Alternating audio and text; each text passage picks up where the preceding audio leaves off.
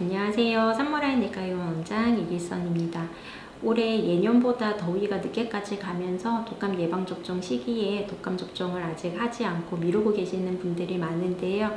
그래서 아직 접종 안 하신 분들이 있으시다면 접종을 좀 권고드리고자 이 영상을 촬영하게 되었습니다. 국가예방접종 지원 대상은 만 6개월에서 13세 어린이까지, 그리고 임신부, 그리고 65세 이상 어르신이 국가지원 대상입니다. 그리고 각 지자체별로 취약계층에 대한 예방접종을 시행하는 곳도 있어서 그런 것들은 보건소에 문의해 보시면 확인하실 수 있습니다. 일반적으로 인플루엔자는 11월부터 이제 다음해 4월까지 유행을 하는데요.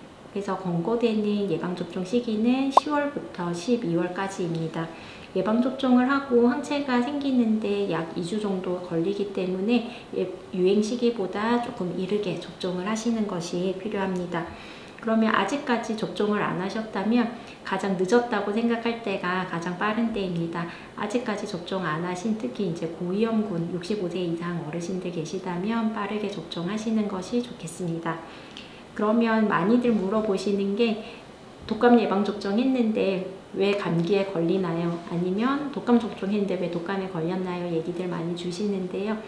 독감 예방접종을 한다고 100% 다 예방이 가능한 것은 아닙니다. 건강한 성인은 접종하게 됐을 때 약 70%에서 90% 정도의 예방 효과를 보인다고 되어 있습니다. 근데 이거는 독감에 한정된 이야기이고요. 인플루엔자라는 바이러스에 대한 예방접종이기 때문에 인플루엔자 외에 흔히 감기를 일으키는 리노바이러스나 코로나 바이러스에 대한 예방 효과는 없습니다. 그래서 독감 예방접종을 하더라도 감기에는 걸릴 수 있습니다. 그러면 맞아도 걸리는데 왜 맞아야 되냐고 또 문의 주실 수 있는데요. 걸리더라도 예방접종을 하게 되면 훨씬 경미하게 앓게 되고 우리가 폐렴 같은 중증 합병증의 발생과 사망률을 낮출 수 있습니다. 그래서 어르신들한테는 특히나 접종이 권고되는 상황이고요.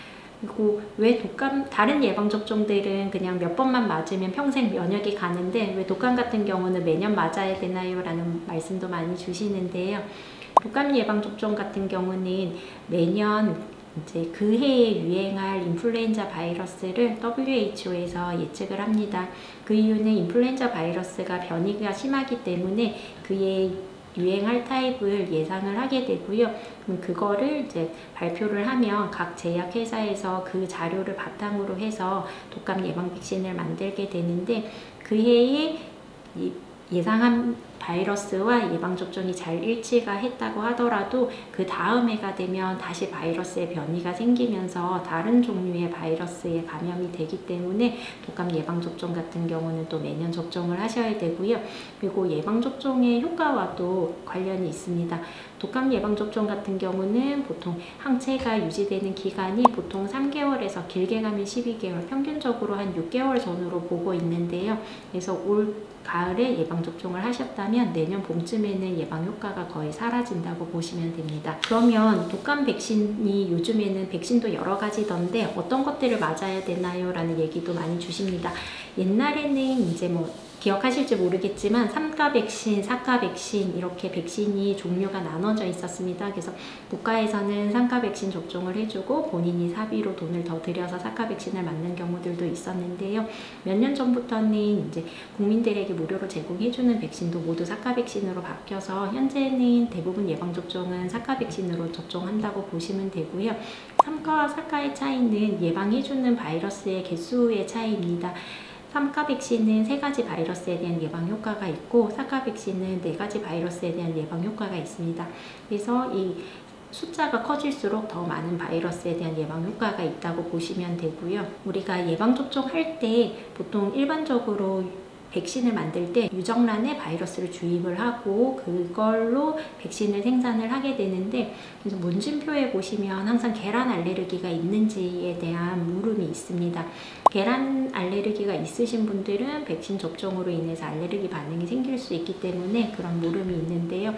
최근에 이제 새로이 개발된 신기술로 세포 배양 백신이라는 게 있습니다. 계란에 이제 바이러스를 배양하지 않고 세포에 이제 바이러스를 배양을 하기 때문에 계란과는 전혀 상관이 없는 백신이고, 그렇기 때문에 계란 알레르기가 있으신 분들도 접종을 하실 수 있습니다. 그래서 독감 백신은 크게 유정란 백신과 세포 배양 백신으로 나눌 수 있다고 보시면 되고요.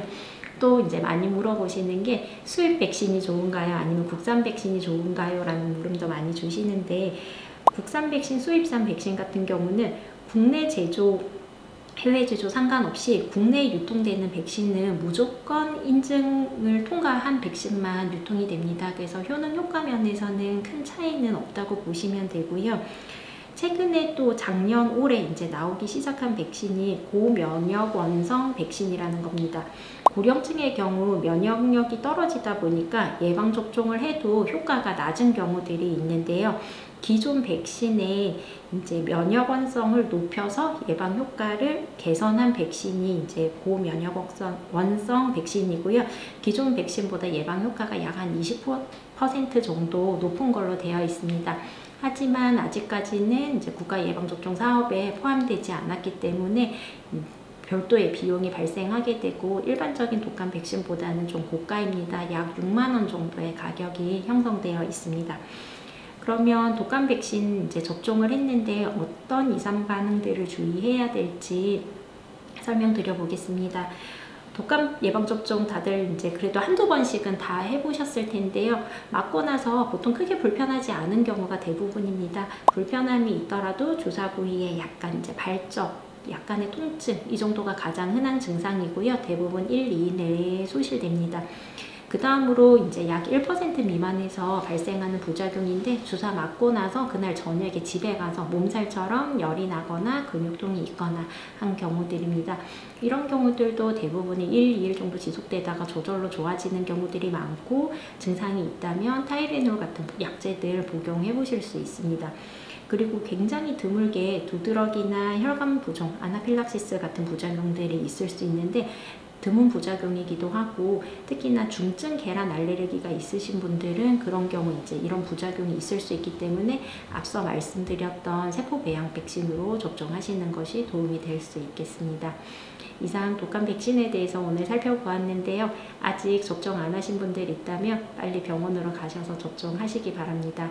이상 산모라인 내과 이길선이었습니다. 감사합니다.